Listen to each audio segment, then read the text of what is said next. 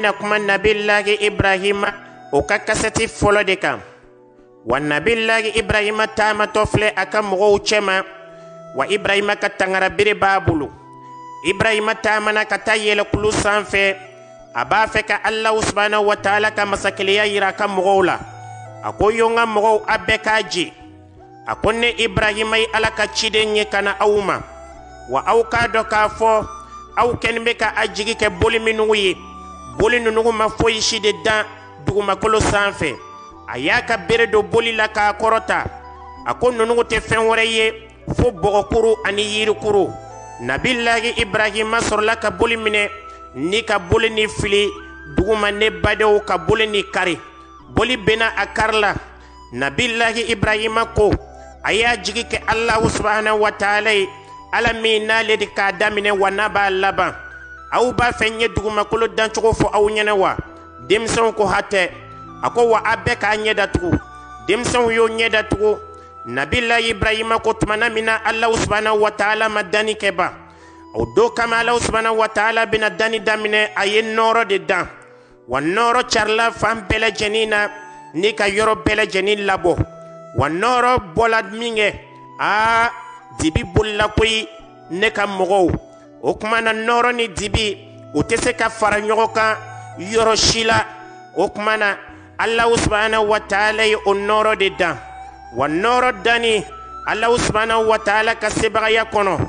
Wa ni dibi min n'ale borila Ala ye dibi tɔgɔ da ko sufɛ yɔrɔ. Wa ni ka nɔɔrɔ tɔgɔ da ko tilefɛ yɔrɔ. A sɔrɔla k'olugu fila dan sisan. Wa ne ka mɔgɔw a b'a dɔn hali bi o kɛni kɔfɛ Alahu subhanahu wa taala sɔrɔla sisan rafa samkaha fasawaha. A sɔrɔla sisan ni ka kabakolo dan. Kabakolo danni Alahu subhanahu wa taala sɔrɔla kana dugumakolo dan. Wal arda ba'da zalika dahaha. Alahu subhanahu wa taala ye dugumakolo fɛnsɛ kabakolo danni de kɔfɛ. Wa a ye yamaru di dugumakolo ma ko a ka ja k'a kɛ bɔgɔmugu ye. Wa dugumakolo jani k'a kɛ bɔgɔmugu ye. Alahu subhanahu wa taala sɔrɔla kana dugumakolo ni k'a ci a fan bɛɛ lajɛlen na. Ni ka sɔrɔ kana bajiw dan ka bɔ o ci nɔnw la. Ni ka sɔrɔ kana kɔbolow ci dugumakolo la ne badenw.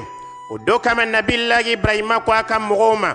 A ko o don kama Alahu subhanahu wa taala b'a ka se kɔnɔ ne ka mɔgɔw. O kuma na a ye Alahu subhanahu wa taala keleman diya. A ko o danni kɔfɛ Alahu subhanahu wa taala sɔrɔla sisan ka na yiriw dan dugumakolo sanfɛ.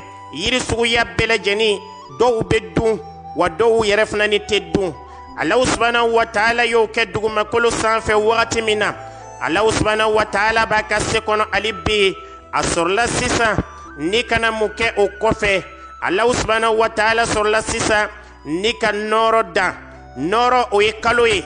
A y'o dan ka sɔrɔ ka na tilekolo fana ni dan. O fana ni ye nɔɔrɔ ye walasa an ka sanw jateyaw dɔn.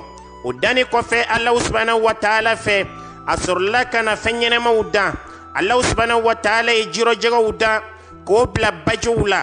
O ka sɔrɔ ka kɔnɔw dan olugu bɛ pan sanfɛ. Ka sɔrɔ sisan ni ka kungosogo tɔw dan. Alahu subhanahu wa taala ye nin bɛɛ lajɛlen kɛ dugumakolo sanfɛ ne badenw. Nka o bɛɛ lajɛlen kɔfɛ wa iskala rabbuka lil malaikati inni ja'ilun fil ardi khalifa. Muhammadu i k'i hakili to waati la tumana min na Alahu subhanahu wa taala ko kabakolo 7 mɛlɛkɛw ma ko ale Ala bɛna kɔma falenbaga bila dugumakolo sanfɛ. O kɔma falenbaga o ye jɔn de ye? O de ye an fa Adama ye alayhi salatu wassalam.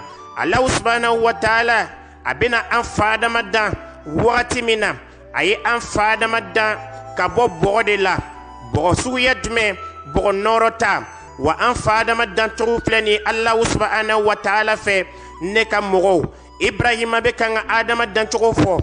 A ko Alahu subhanahu wa taala ye an fa Adama dan ka bolo fila k'a la, ka sen fila k'a la, ni ka kila ka kunkolo k'a la, ka ɲɛkisɛw d'a ma, ka da d'a ma, ka kankala d'a ma, ni ka Adama dancogo dafa ni k'a cɛɲa.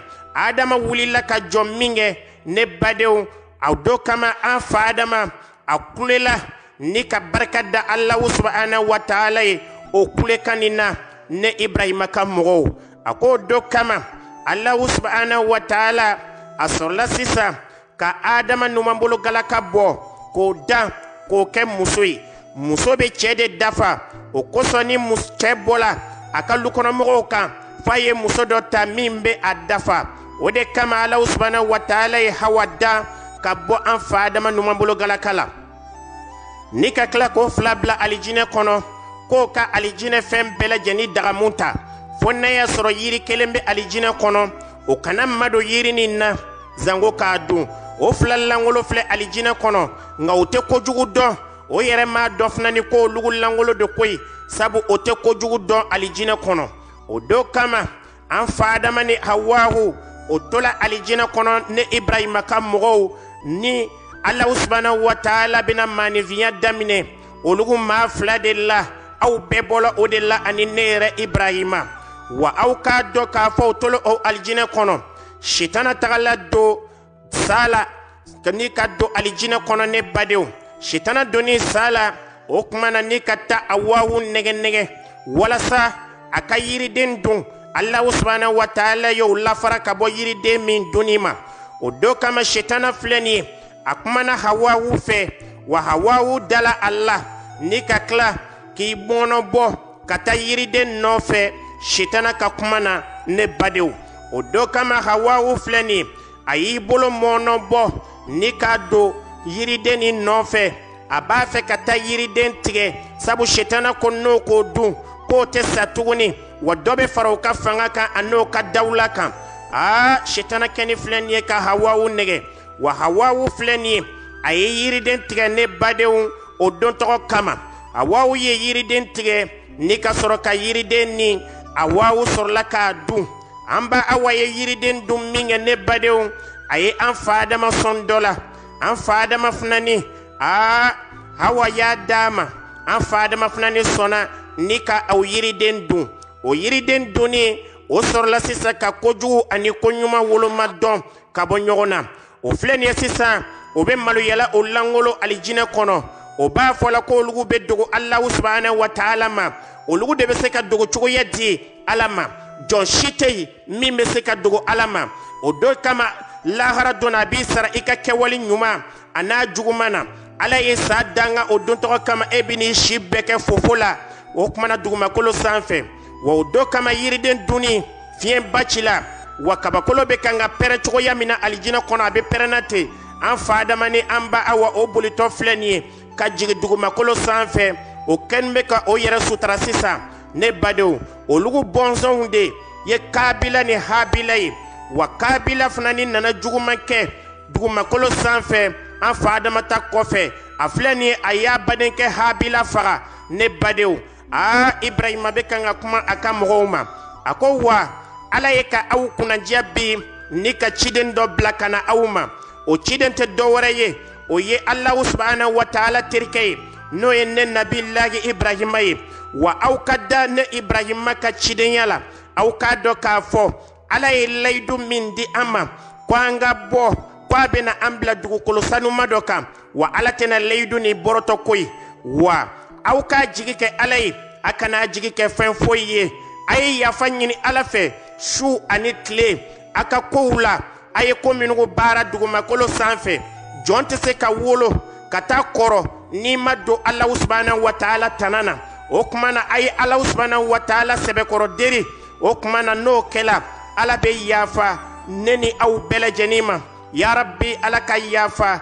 neni aw bela janima ni aw baden kay imam awala wala boake dugu kono ka nabillahi ibrahima ka kasati folo la kali awye na ka ja alay wa ibrahima fleni abeka nga tawhidi yira ka mola muso fle mi saratay o do kama ne badew ibrahima beka nga kuma ka moye ni doni kama aka mo nuson jala ibrahima ye tawhidi kuma mi foye jani ala ko kuma fola dusukun yana dusukumbe ala ko kuma de fe o koson an bele jeni anyan jija anyan dusukun ke ka Allah subhanahu wa ta'ala ka sebaya anaka masakeliya ko don no kala ala be ya faneni aw bema wassalamu alaikum wa rahmatullahi ta'ala wa barakatuh ya rabbi ala ka shin wara dama kira bunya ko so